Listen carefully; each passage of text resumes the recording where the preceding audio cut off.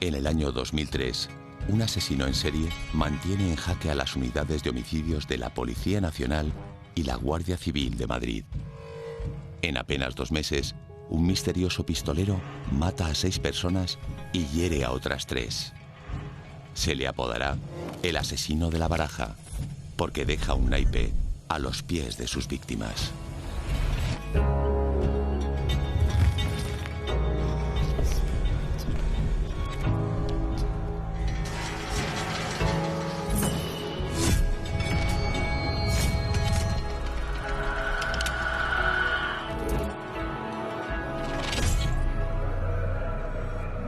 La primera vez que apareció un naipe en la escena del crimen fue el 4 de febrero cerca del aeropuerto de Barajas. Un as de copas sobre el cuerpo de Juan Carlos Martín Espacio, un joven trabajador a quien dispararon en la sien.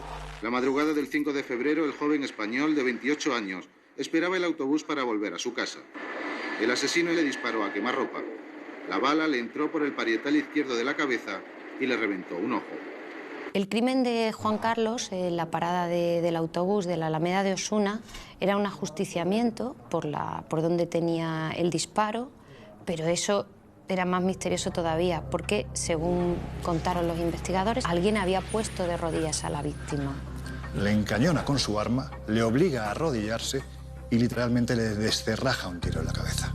Antes de abandonar el escenario, el autor del crimen recoge el casquillo para evitar dejar cualquier indicio que pueda identificarle, no sin antes dejar un misterioso elemento sobre el cuerpo de la víctima, unas de copas. Trascendió muy rápido, eso sí lo recuerdo, que junto al cadáver de Juan Carlos había aparecido un naipe, una carta. Dicen testigos que han visto que había un naipe, una carta o en los pies del muchacho.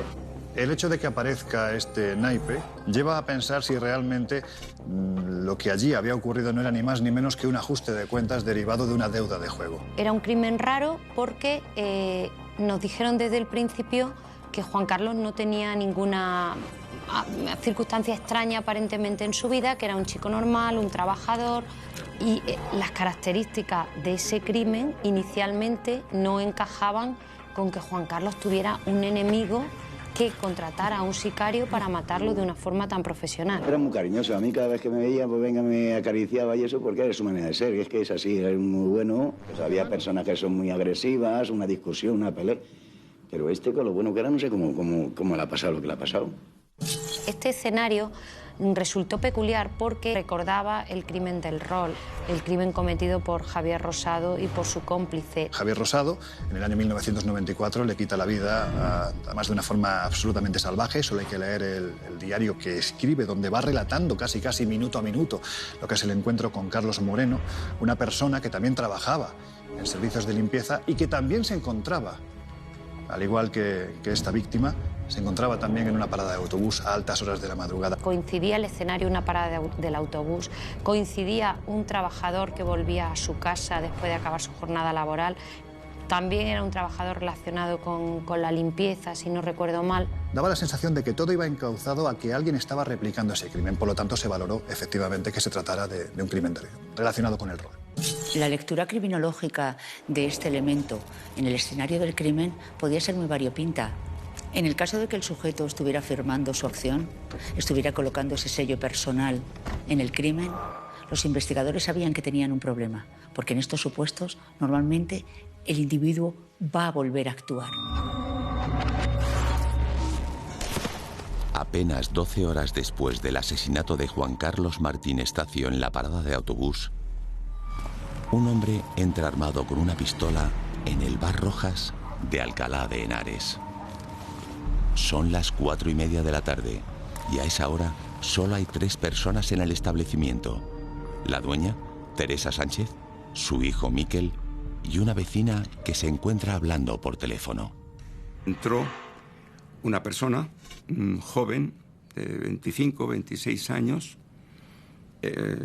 atlético, y se dirigió inmediatamente donde estaba Miquel. Sacó una pistola de la chaqueta y le apuntó a la cabeza y le disparó un tiro. Muere en el instante. Inmediatamente se gira hacia una vecina que está sentada tranquilamente hablando por teléfono y le pega también un tiro. Dolores Suclés se llamaba esta mujer. Teresa se volvió y vio que también le apuntaba a ella. Entonces se tiró al suelo, se metió detrás de la barra. Se intentó refugiar en la parte trasera del bar. Pensemos en una madre a la que matan a su hijo a sangre fría delante de ella sin conocer de nada a la persona que está disparando, ¿no? Entonces ella se refugia en la trastienda, él la persigue, le dispara, la arrastra y cree que la remata debajo de la barra. Y le dispara a la espalda.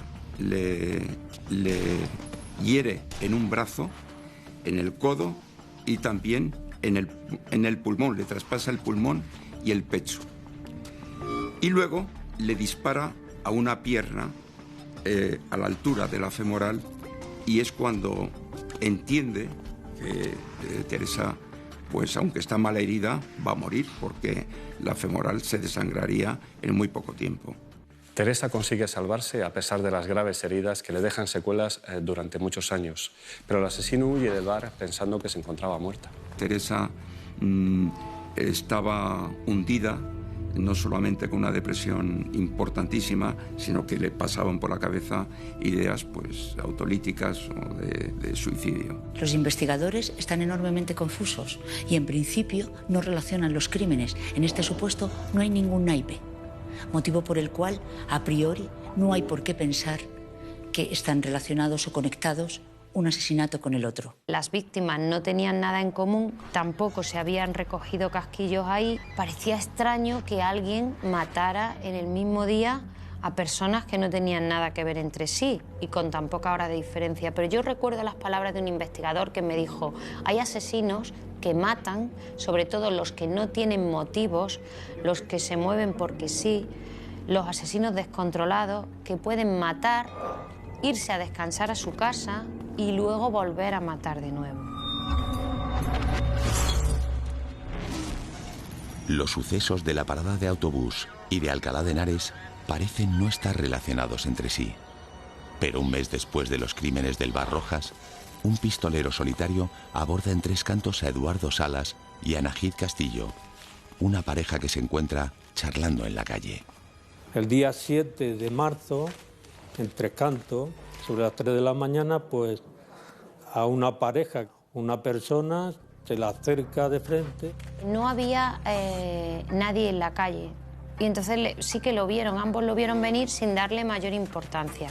En ese instante, esta persona saca su arma, dispara a Eduardo Salas, que al parecer gira la cabeza de tal forma que la bala le atraviesa la mandíbula partiéndosela. Le entra el tiro por la mejilla derecha y le sale por la cervical. Eduardo cayó al suelo, Anaíz se quedó absolutamente paralizada porque pensaba que Eduardo estaba muerto, de hecho fue un milagro que no muriera, y claro, hay que ponerse en el lugar de esa chica.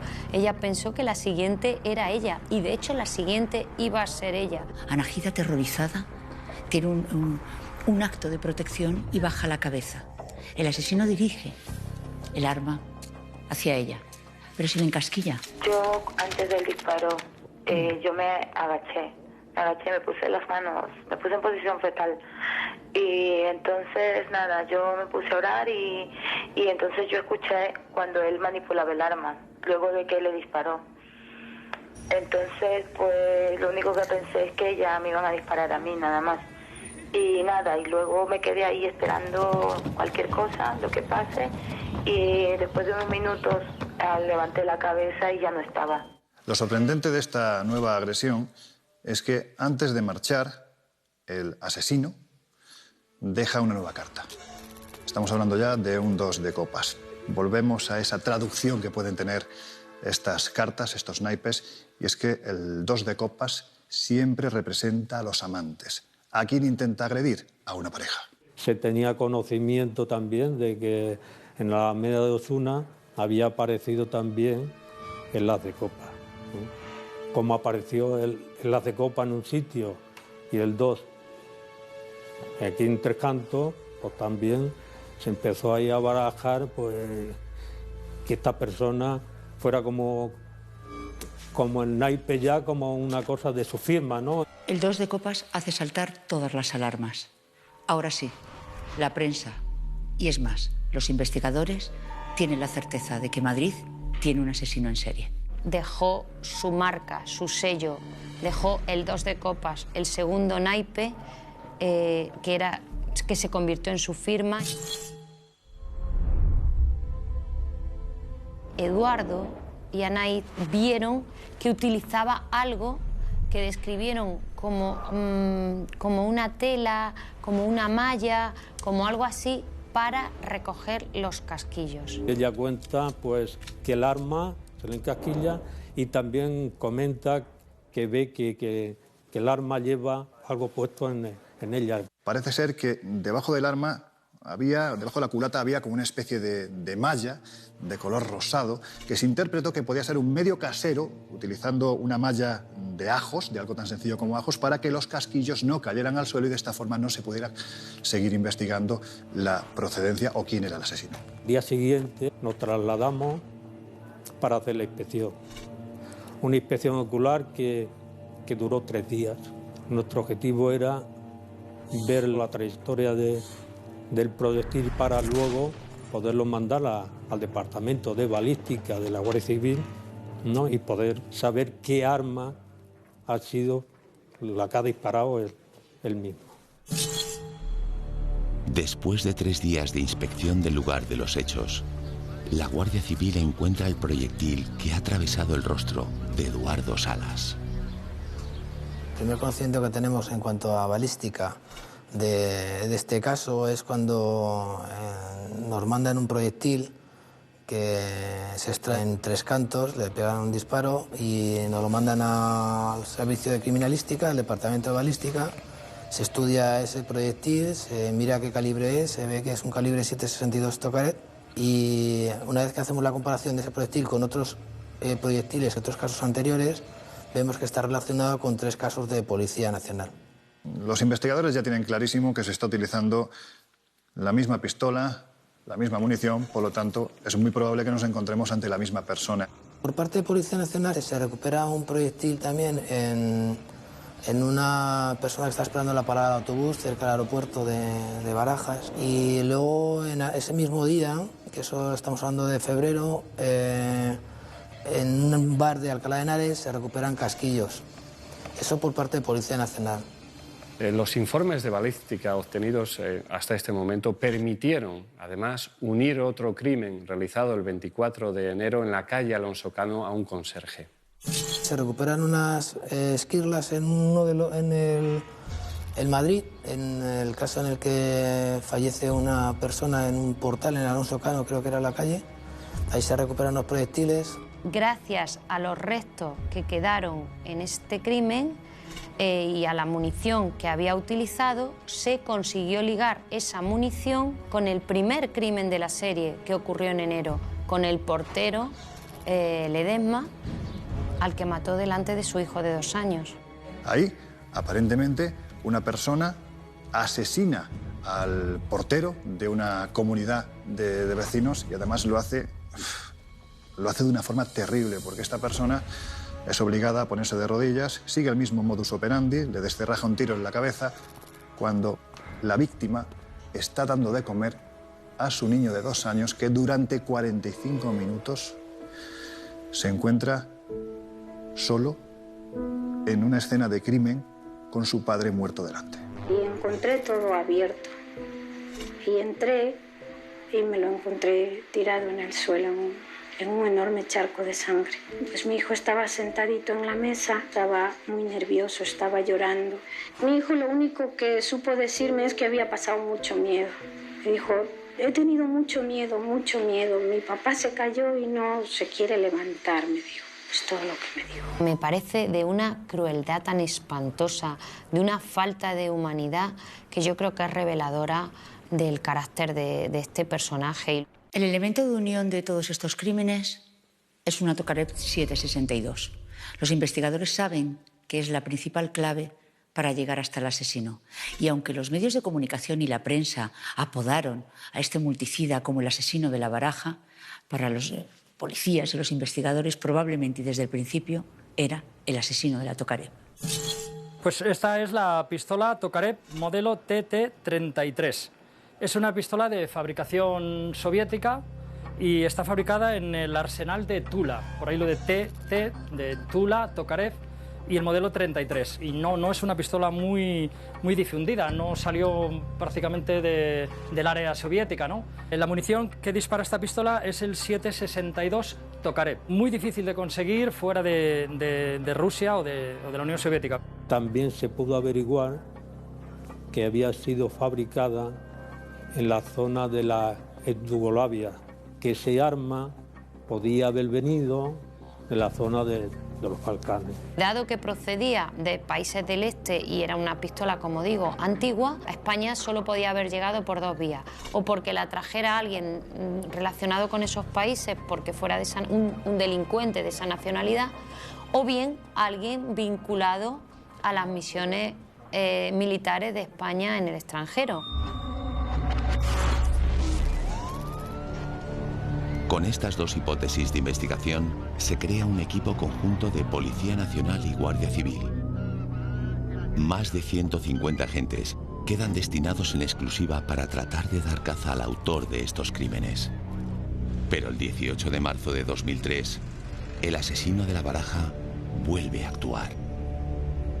El 18 de marzo, sobre las 20 horas, nos entra una llamada que hay en la zona de Arganda, en un camino de tierra que viene de la estación, que hay dos personas fallecidas que han recibido unos disparos. Su siguiente actuación le lleva a Arganda. Aparentemente, la víctima hacia la que se dirige es una mujer. Lo que ocurre es que en el momento en el que está aparcando el coche para dirigirse hacia ella, la pierde de vista y esta persona hay que decir que se libra.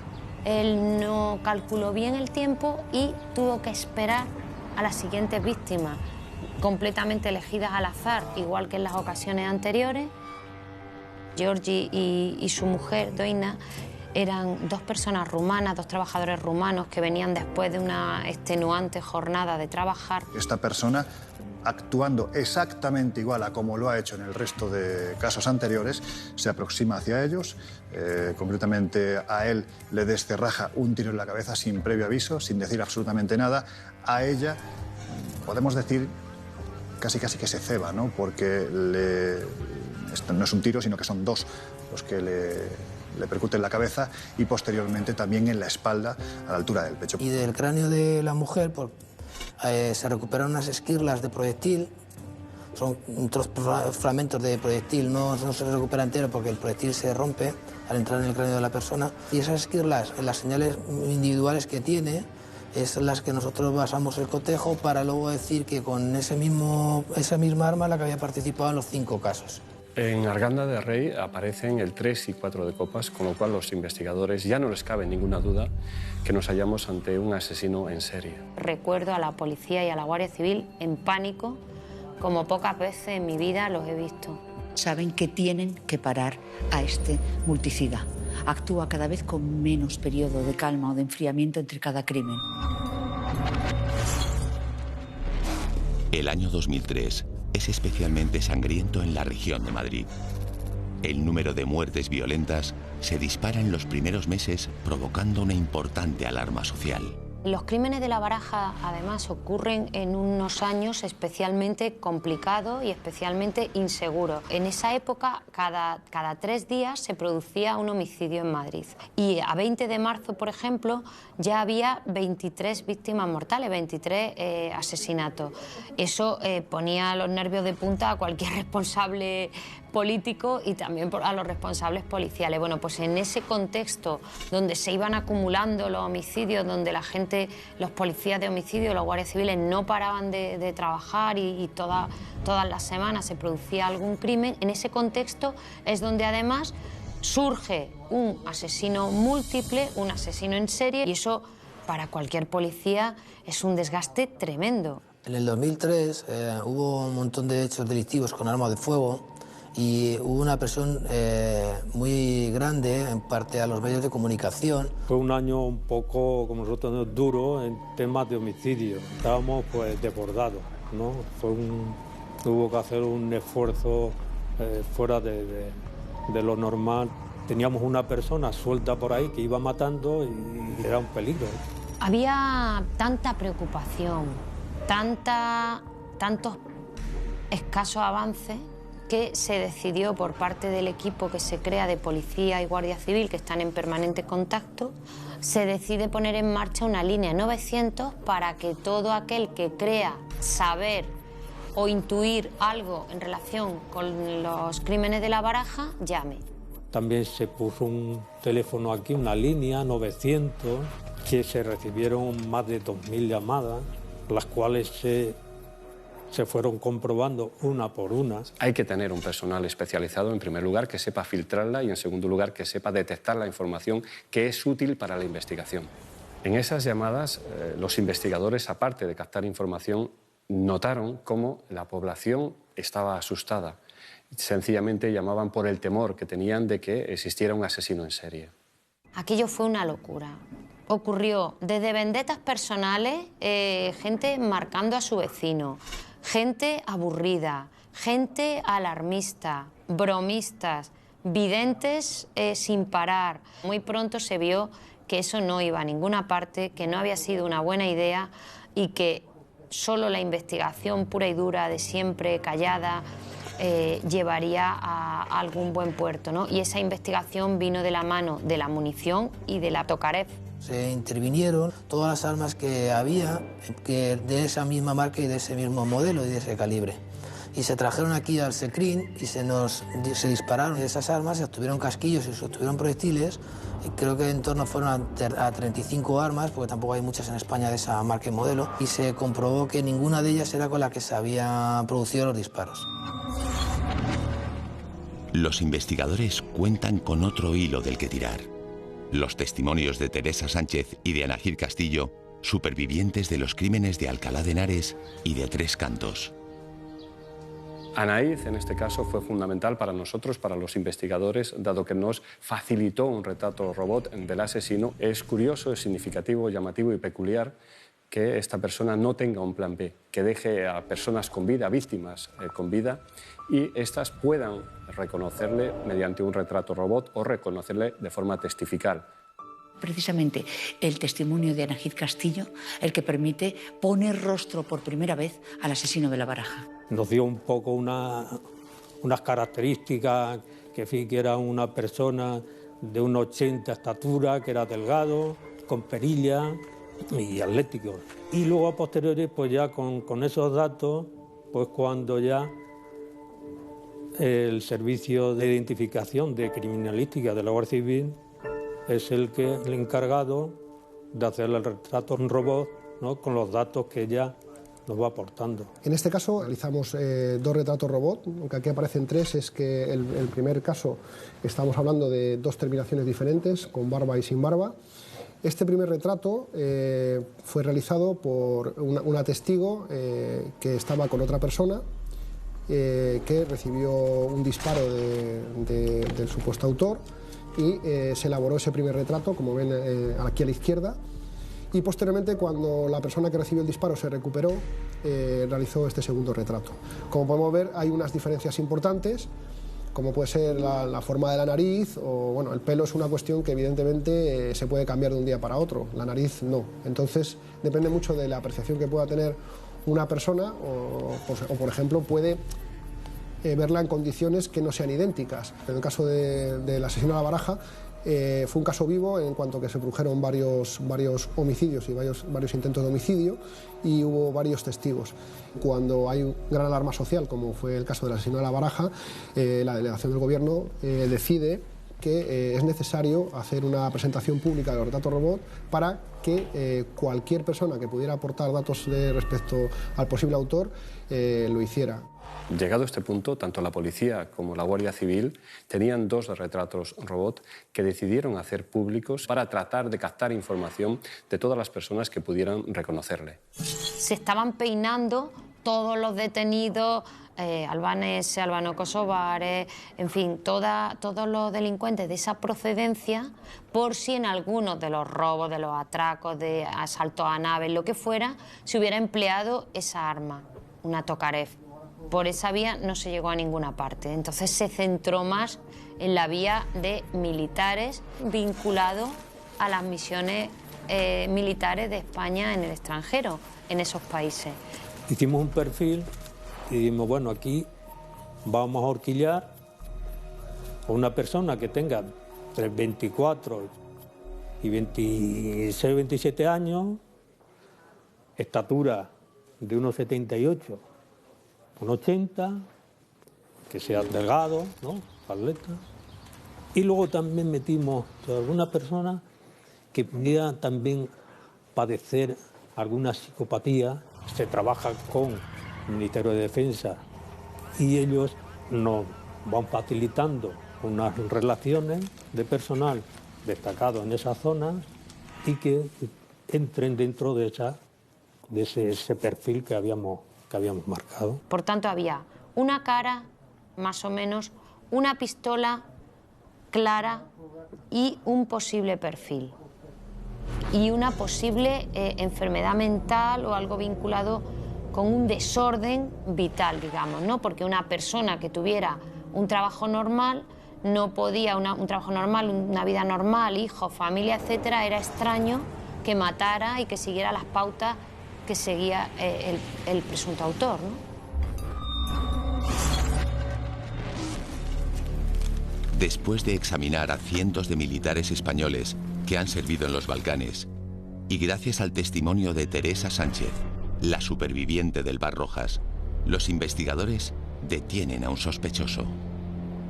La policía ha detenido en Alcalá de Henares a un joven de 25 años por su presunta relación con el doble crimen ocurrido en febrero en un bar de la ciudad. El hijo de los dueños del local y una clienta murieron cuando un hombre les disparó a bocajarro. El detenido se llama Francisco Javier Antuñano del Toro, trabaja como portero de discoteca y es conocido por sus ideas xenófobas. En la zona de Alcalá de Henares vivía Antuñano, un ex militar, que era un perfil que podía cuadrar con lo que se estaba buscando por el asunto de la Tokarev, y además era una persona a la que tanto policía como Guardia Civil tenían catalogada como miembro de Ultrasur.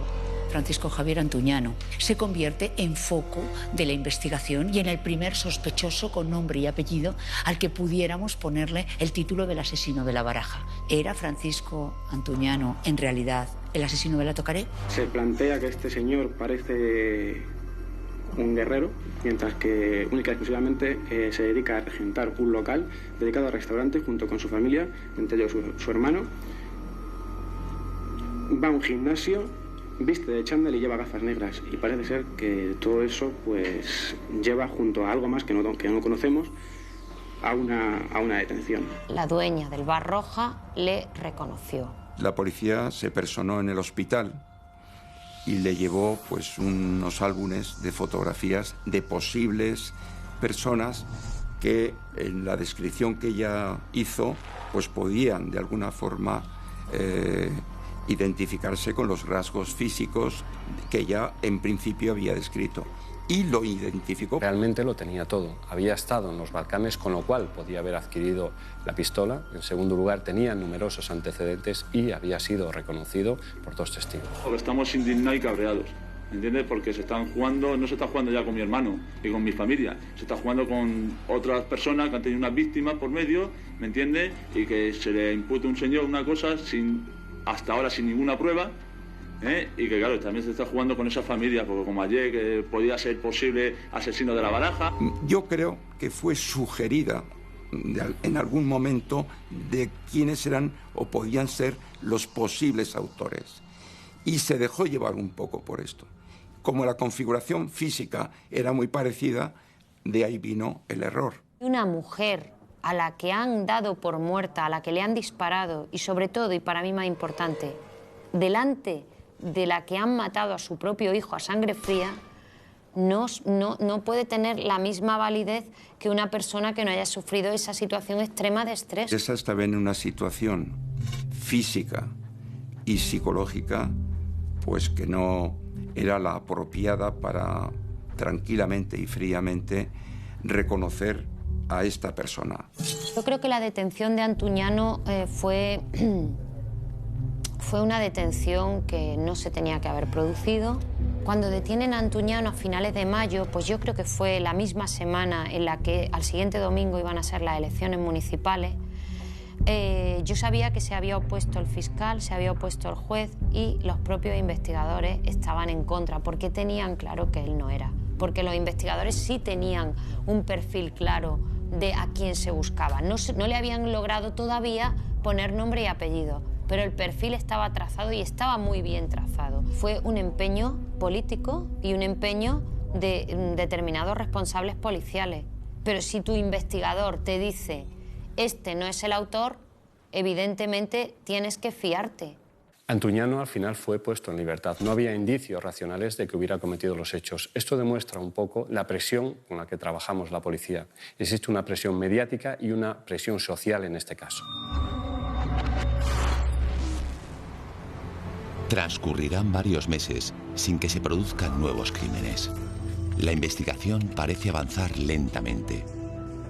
Hasta que el 3 de julio de 2003, un hombre se acerca a la Comisaría de Policía Nacional de Puertollano en Ciudad Real y afirma ser el asesino de La Baraja.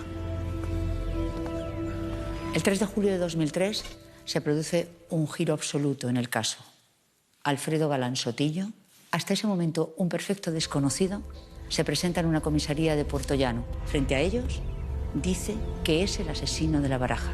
Al principio no le dan importancia, no le dan credibilidad. De hecho, llega en un estado de embriaguez bastante considerable. Mis compañeros no dan crédito. Es una persona que se presenta bajo evidentes efectos del alcohol y lo único que puede es buscar protagonismo. Yo creo que él algo le tuvo que llegar, ¿no? Como diciendo, esto me están pisando, me están pisando los talones. Él pensaba en el fondo que lo estaban haciendo muy mal y en un punto quizás quería que se supiera que había sido él. Es decir, policía, Guardia Civil, sois tan torpes que no vais a dar nunca conmigo y quiero que se sepa que he sido yo. Los agentes de policía le invitan a que dé alguna clave que demuestre que él es quien dice ser, el asesino de La Baraja. Alfredo Galán da un dato que solo era conocido por los investigadores, no había trascendido a la prensa. Les informa que detrás de las cartas, estas estaban marcadas por un rotulador azul con un punto azul justo en la parte trasera. Esa información, pese a lo listos que nos creemos a veces los periodistas, jamás había salido y solo la sabía el círculo íntimo de investigadores. Facilitó datos que solo podía conocer el asesino. Sabía perfectamente dónde estaba el mobiliario de la escena del crimen y sabía cómo quedaron los cuerpos en cada crimen. El hecho de que Alfredo Galán se entregue, se autoinculpe y manifieste que él ha sido el autor no acaba con la investigación. Hay que seguir recabando datos, seguir recabando indicios que servirán en un futuro juicio para demostrar la efectiva culpabilidad de Alfredo Galán. Lógicamente, la actuación inmediata de los cuerpos de seguridad del Estado es acudir tanto a la casa de Puertollano como a la casa que tiene en Madrid. En la casa de Puertollano se encuentra, creo recordar que fue en el interior de un jarrón, el casquillo correspondiente al primer asesinato del 24 de enero, de una bala que fue percutida pero no fue disparada. Ahí está ese casquillo oculto. En una jarrita de barro, pues encontramos el proyectil. Al ver el proyectil allí, su reacción fue un poco que metedura de patas, ¿no? Y en la casa de Madrid, la casa de Alcalá de Henares, lo que se encuentra es, bueno, pues algo que ya parece ir directamente hacia la figura de Alfredo Galán como el asesino de La Baraja. Ni más ni menos que 2 mazos de cartas y además bastante información publicada por medios de comunicación donde se hace referencia a este caso. Había guardado muchísimos recortes de prensa de todo lo que habíamos ido publicando, lo acumulaba. Esto es muy típico, sale en las películas de serie B americana y en las novelas, pero es que en la realidad también pasa, ¿no? Tras su entrega, surge una pregunta. ¿Quién es realmente Alfredo Galán? Pronto se descubre que su currículum coincide con el perfil que han trazado los investigadores. Ha ejercido como soldado profesional y ha estado en misiones en Bosnia. Tiene 26 años, es natural de Puertollano y es el cuarto de 5 hermanos. En su infancia nos encontramos con un niño que fue alegre y divertido, hasta que a los 8 años lo que iba a ser un día de gloria y gracia, que era el nacimiento de su hermana, se convierte en un luctuoso día. Su madre va a morir en el parto. Eso va a transformar por completo la personalidad de Alfredo. Cuando fallece la madre, pues que él se vuelve como más introvertido y siempre ha sido pues un poco retraído en las relaciones interpersonales. Pasará sin pena ni gloria ni llamar demasiado la atención los primeros estudios hasta que llega al instituto. Allí va a conseguir remontar un poco sus bajos niveles de autoestima y se va a hacer un poco popular mostrándose un poco gamberro, intentando conseguir el favor de su entorno. Pero Alfredo no destaca. Alfredo no termina sus estudios. Alfredo es un hombre mediocre. Todos nos lo describían como una persona con muchísimos altibajos, nada de una personalidad, un explosivo que estallaba ante cualquier contratiempo y sin siquiera haber un contratiempo. A mí me resulta especialmente inquietante que un perfil como ese entrara en la Fuerza y Cuerpo de Seguridad, ingresara en el ejército. Él, como militar, va a Bosnia en misión humanitaria. De hecho, está allí 2 años. En esos 2 años parece conformar un grupo de amigos muy unidos. De él, alguno de ellos asegura que es una persona afable, amable, graciosa. Es decir, yo creo que es lo contrario a lo que posteriormente demuestra ser, ¿no? Alfredo Galán manifestó a los investigadores que cuando se encontraba en Bosnia adquirió por 400 euros una pistola Tokarev 762 y 200 cartuchos. También contó a los investigadores cómo había introducido esta pistola en España en la ranura de un videotelevisor que también había adquirido en los países del este. Él fue destinado a Bosnia y en Bosnia se vivieron momentos muy difíciles, muy duros. El contingente vivió situaciones terribles. Ahí la gente moría, los niños morían, había asesinatos, torturas, había una guerra. Y eso marcó mucho a nuestros soldados. Esa experiencia por matar posiblemente haya que relacionarla también con su estancia en Bosnia. Para mí, que le marcó enormemente, porque fue al regreso del segundo viaje, cuando tuvo ya una explosión nada más llegar aquí. Y cuando él regresó de Bosnia, en lugar de tener unos días de permiso, como solía pasar con el contingente que estaba ahí desplazado, le mandaron directamente a Galicia a limpiar el chapapote. Venía dispuesto a tomarse unas vacaciones y en vez de vacaciones le destinan forzoso al chapapote, a retirar el chapapote. Entonces eso le supone una gran frustración y nada más llegar allí a Galicia y el tiempo que está, pues da lugar a bastantes comportamientos violentos. Un día le solicitó a una señora que iba por la carretera, le solicitó que parara el vehículo y al no parar ella, digamos, ante sus requerimientos, pues él la obligó a parar el coche, la sacó a la fuerza del vehículo y cogió el vehículo y arrancó. Termina regresando del chapapote en una ambulancia militar e ingresa en el hospital militar Gómez Ulla. Al parecer vino escoltado al hospital psiquiátrico Gómez Ulla, donde estuvo ahí internado, ingresado, y de donde salió en el mes de diciembre porque su familia rogó a los médicos que le dieran el alta para que pasara las Navidades con la familia. Y sale con un diagnóstico de trastorno de ansiedad. Se considera que es un trastorno adaptativo, un trastorno, una reacción emocional que tuvo por no adaptarse a la situación de Galicia. Lo de la Nochebuena y Nochevieja no me lo cuenta él, lo cuentan los familiares. Es que en una de ellas sacó una pistola y se puso como a disparar, estaba desactivada, pero sacó una pistola, con lo cual dejó sorprendidos a todos. Y en otro momento lo que hizo fue coger un coche, estando bebido y a toda velocidad, pues no sé si se querría estrellar o huir. Fue notorio que tenía un comportamiento anormal. Alfredo Galán lleva de baja médica en el ejército desde el 22 de diciembre. Durante este tiempo vive en el chalet de su hermana. Sin obligaciones profesionales, Galán pasa el día leyendo y viendo la televisión. Alfredo Galán había estado anteriormente a todos los hechos consultando libros y internet de temas relacionados con asesinos en serie. La familia no nota absolutamente nada anormal en él. Luego, en el mes de enero, es cuando comienza los asesinatos. Fue encontrado muerto con un disparo en la cabeza dentro de su vivienda. El asesino en serie le disparó a quemarropa. La bala le entró por el parietal izquierdo de la cabeza y le reventó un ojo. Los dos murieron en el acto. La madre de Miquel, Teresa Sánchez, de 38 años, fue la tercera víctima. El asesino dispara a un joven que, aunque herido, consigue salvar la vida. Su compañera tuvo más suerte. Al agresor se le encasquilló el arma.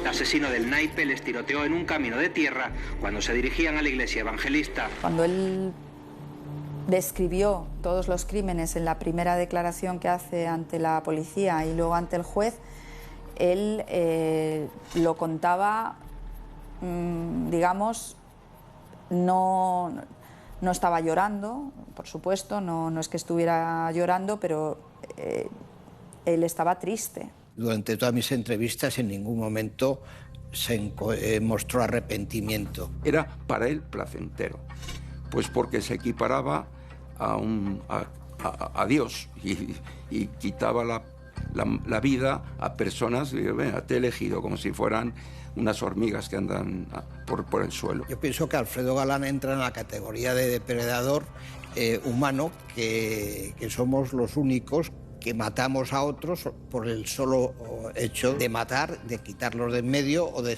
ver el placer que se siente matando a una persona. Me quedé un rato solo con él y le digo, oye, ¿por qué matas?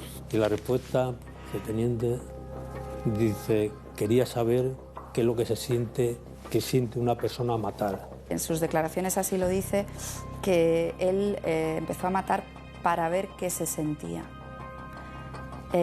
Y que como la primera vez que mató no sintió nada, volvió a matar a ver si conseguía sentir algo. En la primera entrevista estuvimos los tres médicos, los dos médicos forenses que hicieron las autopsias y yo, y en las otras ya estuve yo solo, y fueron en total, creo recordar, que unas 5 entrevistas. Él dice que quería darse cuenta de que matar era sencillo, que era fácil, que nadie se daba cuenta, aunque tuviera un asesino a su lado, y que no se sentía nada, y que nunca sintió lástima por las víctimas. Esa frialdad y esa carencia de empatía, pues a mí me sorprendió. Eso lo contó en la primera entrevista, porque empezó contando esas cosas. A los peritos forenses y psiquiatras que se entrevistaron con él, les trasladaba lo que llamamos el taedium vitale, es decir, un tedio absoluto en relación con la acción criminal.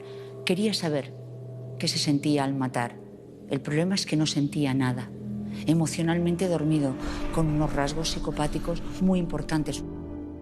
Cuando él iba en el metro y había gente a su alrededor y él pensaba, dice, estas personas hablan del asesino de la Baraja y no se dan cuenta de que soy yo. Volvía a casa y veía incluso las noticias, seguía las noticias sobre los crímenes del asesino de la Baraja. Claro, eso también lo ha contado la hermana, que algunas veces veían que hablaban del asesino de la Baraja y él hacía comentarios pero sin ninguna carga afectiva. Pero cuidado, no se le reconoció ningún tipo de anomalía ni trastorno de personalidad que mermara su responsabilidad penal. No sentía nada. Su rasgo de personalidad no le impedía saber lo que estaba bien y lo que estaba mal. Él fue considerado como responsable de sus actos. Desde su detención en julio de 2003, Alfredo Galán pasa 2 años en prisión preventiva. El 7 de febrero de 2005 comienza el juicio contra él en la Audiencia Provincial de Madrid, con gran repercusión mediática. Hoy ha empezado en la Audiencia Provincial de Madrid el juicio de Alfredo Galán, el presunto asesino de la Baraja, porque dejaba un naipe junto a algunas de sus víctimas. Se le acusa de haber matado a 6 personas y de haber intentado asesinar a otras 3. El fiscal pide para él 151 años de cárcel. Teresa fue autorizada por la sala para que se ausentara, puesto que en su situación física y anímica no aguantaba la presencia en absoluto del asesino. En su declaración, que fue por videoconferencia, reconoció sin ningún lugar a dudas la sonrisa, la boca y la barbilla del asesino. Sí, se queda frente a mi hijo y con la mano derecha saca una pistola y se la estaba enseñando a mi hijo. Me disparó por la espalda, sentí un golpe muy fuerte y me tiré al suelo y me encogí. Entonces me quedé quieta sin moverme para que él pensara que me había matado. Yo no sé hasta qué punto es fácil vivir después de un suceso como el que han vivido, por ejemplo, Eduardo Salas o Anaíz Castillo o la propia Teresa Sánchez, los supervivientes de este caso. Entiendo que debe de ser muy difícil. De hecho, los propios Eduardo y Anaíz regresaron a Ecuador. Ella falleció el año pasado de cáncer y yo me imagino que Teresa estará intentando olvidar lo que ocurrió. Entiendo que dentro de la dificultad que lleva olvidar que en ese suceso murió tu propio hijo. El día que empezó ya la defensa del asesino advirtió a la sala que no iba a declarar. Llevaba en la cabeza una gorra de béisbol. Entiendo que Alfredo Galán lo que quería evitar era que se le viera en la televisión y que le viera toda España o que le vieran, supongo, quizás hasta sus compañeros del centro penitenciario. El silencio de Alfredo Galán no impide que el acusado tenga que escuchar en la sala los testimonios de los familiares de sus víctimas y de los supervivientes de sus crímenes. Mi hijo está afectado siempre por esa situación. Sus juegos se relacionan exclusivamente a muertes, a asesinatos. Está jugando con sus muñequitos y de pronto dice, se cayó, llegó un hombre, lo ha matado. Alfredo Galán, conocido como el asesino de La Baraja, ha sido condenado a 142 años y 3 meses de prisión por matar a 6 personas e intentarlo con otras 3. Alfredo Galán fue condenado con un código penal que no es el actual. Motivo por el cual, aunque fue condenado en sentencia firme a 142 años de prisión, el tiempo máximo de condena que se establecía en aquel momento para un sujeto que hubiera cometido 2 o más asesinatos, en realidad es de 25 años de prisión efectiva. Esto para las víctimas también resulta aterrador y, ¿por qué no decirlo, para la ciudadanía? Es decir, a partir del segundo asesinato, el tercero, el cuarto, el quinto, el sexto, ¿me van a costar exactamente lo mismo? Yo siempre me he quedado con, en fin, ese malestar de que salgan tan baratos determinados delitos. Por ejemplo, una persona, como es este caso, que ha matado o ha asesinado a 6 personas, cuyas vidas las ha segado porque le ha dado la gana y porque era como una distracción para él, ¿no? Pues hayan quedado simplemente con una condena de 25 años. Si coges 25 años y lo divides entre 6, y contando también los que han quedado vivos y malheridos, por ejemplo, Teresa o el ecuatoriano, pues sale muy barato matar a la gente. Alfredo Galán saldrá con 52 años. ¿Se rehabilita un asesino en serie? ¿Se reinserta como un ciudadano de bien? Hombre, el pronóstico es bastante malo. Los asesinos en serie son sujetos que se retroalimentan de la muerte de los demás, son depredadores, son cazadores humanos y es como una adicción que no se supera. Las posibilidades que tiene de recuperación y de rehabilitación yo pienso que tendrían que ser bastante altas porque va a estar mucho tiempo en prisión y a la salida necesariamente no tiene por qué volver a tener los mismos comportamientos violentos. Si uno se pregunta, ¿qué llevó a Alfredo Galán a convertirse en el asesino de La Baraja? ¿Por qué mató a 6 personas y lo intentó con otras 3? Probablemente la ira, la frustración y el hecho de sentir que él quería ser algo, que él quería ser reconocido. Yo creo que Alfredo Galán siempre pasó sin pena ni gloria por la vida y que tenía una importante necesidad de estima, de reconocimiento por parte de los demás, de que hoy estemos hablando de él, o de que cuando hablemos en cualquier clase de criminología de los asesinos en serie de España, Alfredo Galán tiene su puesto. Alfredo Galán Sotillo cumple condena en la prisión de Herrera de la Mancha, en Ciudad Real. Dentro de 10 años quedará libre. Saber si cuando llegue ese momento será capaz de reintegrarse en la sociedad o si volverá a cometer algún crimen es hoy por hoy un misterio.